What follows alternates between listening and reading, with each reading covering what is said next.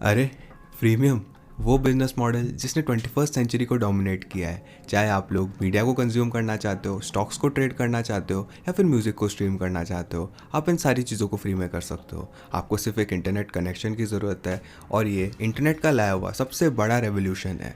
इसने information, education और businesses को बनाने में काफ़ी आसानी ला दी थी। मगर हाल ही में एक ट्रेंड चल रहा है जो कि फ्री सर्विसेज के अगेंस्ट है। यूट्यूब ने 80 मिलियन पेड सब्सक्राइबर्स को पा लिया है। एप्पल म्यूजिक के पास भी 78 मिलियन पेड सब्सक्राइबर्स हैं और इवन प्रोटॉन मेल जो कि एक प्रीमियम ईमेल क्लाइंट है पेड टीयर्स के साथ, उसके पास भी 70 मिलियन यूज़र्स हैं।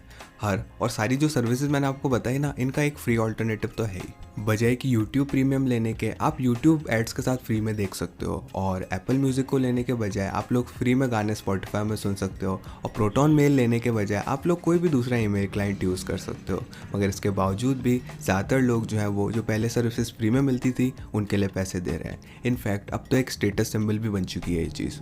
अरे तू अभी भी यूट्यूब पे एड्स देखता है? क्या आदमी है यार तू भी। और ये मेंटेलिटी स्पेशली कॉमन हो चुकी है यंगर जनरेशन में, जैसे हाई स्कूल वाले बच्चे हैं और यंग एडल्ट्स हैं। मगर ये इन लुक्स के भी आगे बात जा चुकी है। रियलिटी ये है कि यहाँ पे कोई भी फ्री सर्विस नहीं होती। अगर आप कैश से पे नहीं कर रहे हो ना, तो आप अपने अटेंशन, टाइम और प्राइवेसी से पे कर रहे हो।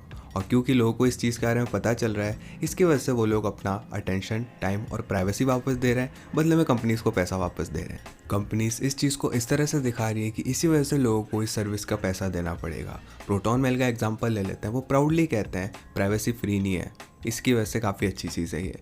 मगर हालांकि मैं एग्री करता हूँ कि प्राइवेसी को वापस पाना काफ़ी अच्छी चीज़ है कस्टमर्स के लिए तो, मगर बिजनेसेस के लिए बहुत अच्छी चीज़ नहीं है। और मैं गूगल या फेसबुक की बात नहीं कर रहा, ये उनके लिए तो काफ़ी अच्छा है क्योंकि वो डायरेक्टली लोगों से पैसा ले सकते हैं, उनके बिलियंस ऑफ यूज़र्स जो हैं, और उन्हें वो बुरा इंसान नहीं बनना पड़ेगा जो कि डेटा कलेक्ट करके उसको बेचता है। मैं उन कंपनीज़ की बात कर रहा हूँ जिनके लिए बुरा है, वो है जो एडवर्टाइज़र्स इन प्लेटफॉर्म के।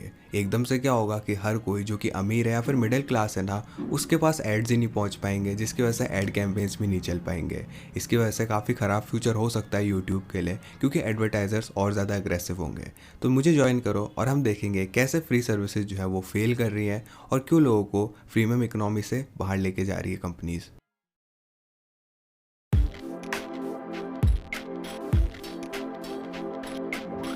देखो, सच्चाई तो ये है कि फ्री सर्विसेज कभी भी वर्थ इट नहीं होती। हालांकि ये काफ़ी अच्छी चीज़ है कि कंपनीज जो है उनकी अमेजिंग सर्विस को फ्री में देती है अपने को।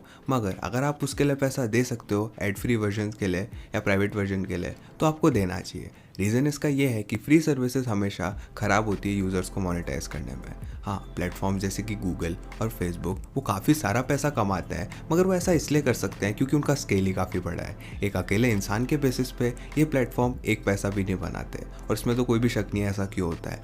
यहाँ पे इतना सारा फ्रिक्शन है जब बात आती है फ्री यूज़र बेस को मोनेटाइज करने के लिए। अब यूट्यूब के एग्जाम्पल से समझ लेते हैं। अब मान लो आप 1 घंटे का यूट्यूब हर रोज़ देखते हो। आजकल आपको एक ऐड देखने को मिलता है हर 3 मिनट में, और हर ऐड अराउंड 10 सेकंड लंबा होता है। तो आप हर महीने 100 मिनट के एड्स देखोगे। अब मैं ऐसे अलग तरीके से आपको बताता हूँ। यूट्यूब प्रीमियम ना लेकर, जो कि $12 पर मंथ का आता है, आप एसेंशली अपने टाइम को $60.20 हर घंटे के हिसाब से बेच रहे हो, या फिर जो मिनिमम वेज है यूएस में। और ये तो तब होगा अगर आप गलत तरीके से करते हो। तो स्मार्ट चॉइस ये होगी कि आप फैमिली प्लान को लोगे प्रीमियम के, और अपनी फैमिली और फ्रेंड्स के साथ स्प्लिट कर लोगे पैसे को। जो फैमिली प्लान है उसकी कॉस्ट है $23 पर मंथ, और इसमें 6 मेंबर्स आ सकते हैं। तो हर मेंबर जो है वो अराउंड $4 हर महीने पे करता है। तो यूट्यूब प्रीमियम ना लेके आप एक्चुअली अपने टाइम को बेच रहे हो $2.40 के हिसाब से हर घंटे का। अगर आप सिर्फ 1 घंटा यूट्यूब देखते हो तो रोज़ाना, अगर आप 2 घंटा देखते हो रोज़ाना तो आप $1.2 के हिसाब से बेच रहे हो, और 3 घंटा देखते हो तो आप 0.80 सेंट्स के बराबर देख रहे हो। और अगर आप यूट्यूब एडिक्ट हो और 5 और 6 घंटे यूट्यूब देखते हो रोज़ाना, तो आप 0.40 से $0.50 के बीच में अपने टाइम को बेच रहे हो। इसी के साथ ही आप लोगों को 10 घंटों के एड्स देखने पड़ेंगे हर महीने। यूट्यूब काफ़ी आसान एग्जाम्पल था, मगर सारी फ्री सर्विसेज के साथ यही है। इम्पॉसिबल हो जाता है किसी भी और तरीके से उन्हें चलाना। एक नॉर्मल सर्विसेज को चलाने के लिए सिर्फ 2 पार्टीज़ को खुश होना पड़ता है, बिजनेस को और यूज़र को। वहीं पे एक प्रीमियम सर्विस को चलाने के लिए 3 पार्टीज़ को खुश रखना पड़ता है, बिजनेस को, यूज़र को और मोनेटाइजर को। और ये और ख़राब हो चुका है इस फैक्ट से कि ज़्यादातर यूज़र्स का जो है कोई भी लेना देना ही नहीं होता मोनेटाइजर से। और हम खुद ही सोच सकते हैं कि आज के ज़माने में एड्स कौन ही देखना पसंद करता है, और ये स्पेशली मुश्किल हो जाता है मोनेटाइज़र के लिए कि वो ट्रांजैक्शन को अपने टाइम के हिसाब से वर्थ इट बनाए।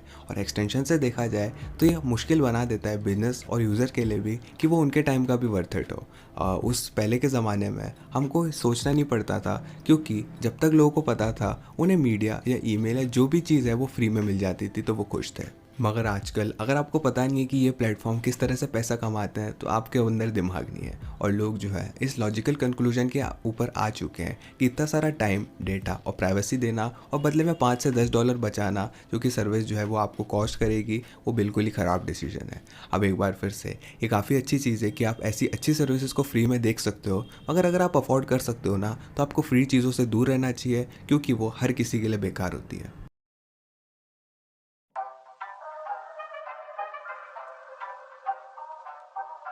तो यही वो लॉजिकल आर्गुमेंट है जिसकी वजह से लोग फ्री सर्विसेज को छोड़ रहे हैं। मगर ये जो शिफ्ट आ रहा है ना, वो simple time versus money relationship से भी बढ़ के है। रियलिटी ये है कि लोग जो है सिंपली फ्री सर्विसेज पे भरोसा ही नहीं करते, क्योंकि 2000 के ज़माने में जो एवरेज इंटरनेट यूज़र था उसे शायद ऐसा लगता था, अरे ये तो वेबसाइट ही है, आखिर ये कितना ज़्यादा पैसा लगता होगा इसको चलाने में, इसी की वजह से शायद ये फ्री हो।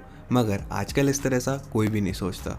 हर किसी को पता है कि इंटरनेट कंपनीज दुनिया की सबसे ज़्यादा प्रॉफिटेबल और अमीर कंपनीज में से एक है। तो किस तरह से वो एग्जैक्टली पैसा कमा रहे हैं, और ज़्यादा इंपॉर्टेंटली कहाँ पे वो एक एवरेज इंसान को लेके आती है। ऑफ कोर्स एक एवरेज यूज़र जो है वो अपना टाइम, डेटा और प्राइवेसी देता है, मगर मुझे ये नहीं लगता कि इसकी वजह से लोगों को गुस्सा आता है। मुझे लगता है लोगों को गुस्सा इस बात से आता है कि उनकी खुद की आवाज़ ही नहीं बची अब, क्योंकि वो कस्टमर है ही नहीं। वो तो सिर्फ एक प्रोडक्ट है जिन्हें बेचा जा रहा है, और मोनेटाइजर ही असली कस्टमर है। और इसी की वजह से डिस्कनेक्ट हो जाता है यूज़र्स और प्लेटफॉर्म के बीच, जो कि आजकल काफ़ी कॉमन है।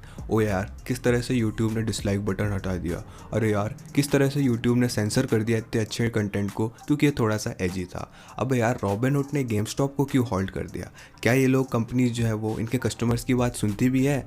वेल, इसका जवाब है हाँ।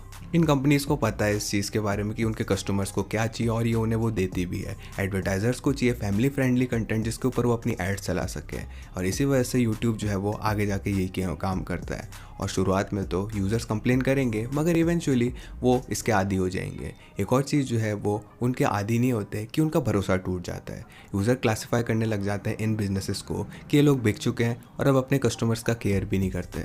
मगर सच्चाई तो ये है कि इन बिजनेसेस को बदलने के लिए उनके यूज़र्स को ही उनका कस्टमर होना पड़ेगा।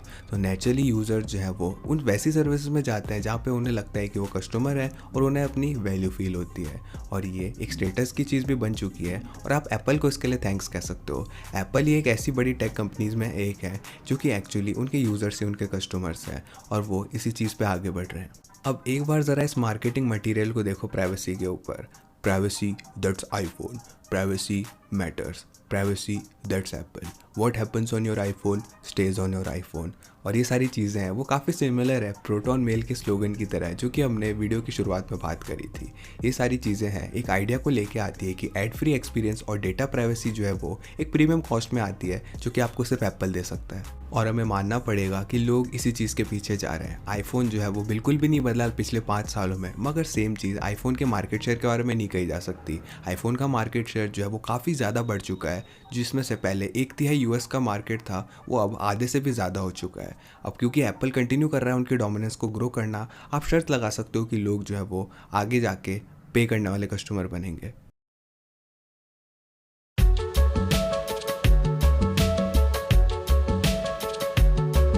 तो फिर आखिर यार लोग फ्री सर्विसेज को क्यों छोड़ रहे हैं?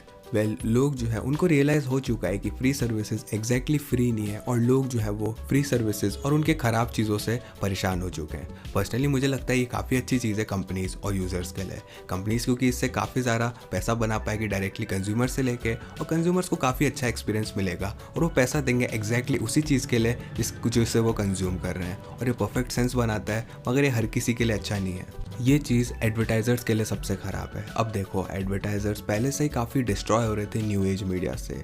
यूट्यूब में तो हम लिटरली कंप्लेन कर रहे हैं 3 मिनट की एड्स के लिए हर घंटे के कंटेंट को देखने पे, मगर टीवी पे ये 12 मिनट्स के ऐड चलते थे हर घंटे के कंटेंट पे, और अभी भी चलता है। अब बात ये है कि आजकल टीवी ज़्यादातर लोग नहीं देखते, एटलीस्ट यंगर जनरेशन में से तो नहीं देखते। तो एडवर्टाइज़र जो है वो लड़ रहे हैं 4 गुना कम एड स्पेस में, और एड फ्री ऑफरिंग जो है वो इस चीज़ को और ख़राब बना रही है। इस बात को आप खुद सोचो, अब कौन पैसे देना चाहेगा यूट्यूब प्रीमियम के लिए, या हुलू या नेटफ्लिक्स या किसी भी और प्लेटफॉर्म के पैसे देना चाहेगा?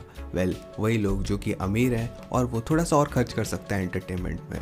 और कौन लोग एड्स को देख के उनके सामान को खरीद सकते हैं? वही लोग जो कि अमीर हैं और वो थोड़ा और पैसा खर्च कर सकते हैं एंटरटेनमेंट में।